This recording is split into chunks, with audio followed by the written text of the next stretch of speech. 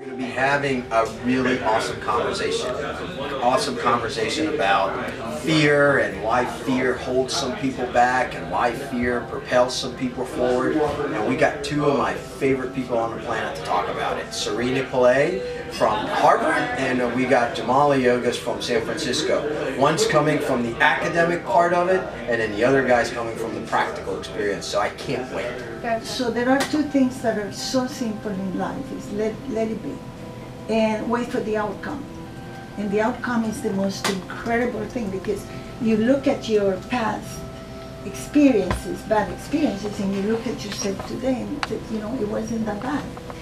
It's like, there's no more fear about what else will come that I cannot achieve or I cannot face. It's very simple. I think that's what I would respond to your question about what is the right question to ask is, you know, to make an end about the comment about being in the total darkness, is that if you can take that darkness and make it a little more known and say, what would the worst thing be if I just did exactly what I wanted to do? So if I, you know, went for that dream company, or I went for that dream book, and I fall flat on my face, in a year from now, you know, what will that actually look like? Like, will I be homeless? Will, you know, my wife hate me? Or will it be a little bit more like, no, you know, I might have to work a few extra hours, I might have to get a second job. If I fall flat on my face, I might have to dig into some savings. But a lot of times, we don't actually play out that worst case scenario. And so that's the question that I ask myself again and again, is like, what if the worst thing does happen? Can I deal with that? And usually the answer is I can handle it. You know, I could handle that if that happened.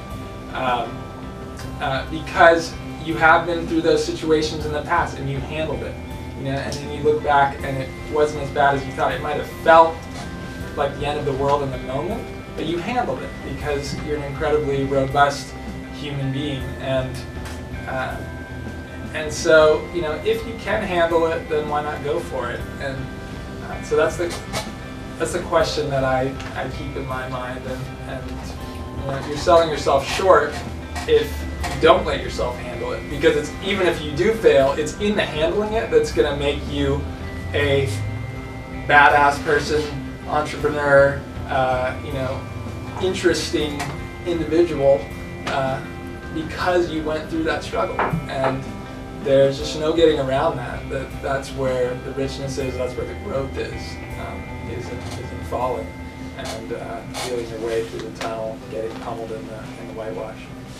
So hey, these are two badass dudes, and I invite you to stick around and have conversations with them. And I cannot tell you enough to keep this conversation going. I'm really, really lucky because I get to hang around these guys all the time. All the time. My life is so enriched because I get to hang around people like everybody in this room. This is all I do every day, and that's why, you know, when we do these types of things, it's about, hey, is there a way that we can help you maybe solve a problem you can't solve on your own? And I know people don't like to have this conversation because they don't admit it. This is, if I could just get everybody to open up and have a conversation like that with these guys, all this transformational crap people talk about, this is what happens. It's not I got the transformational leadership.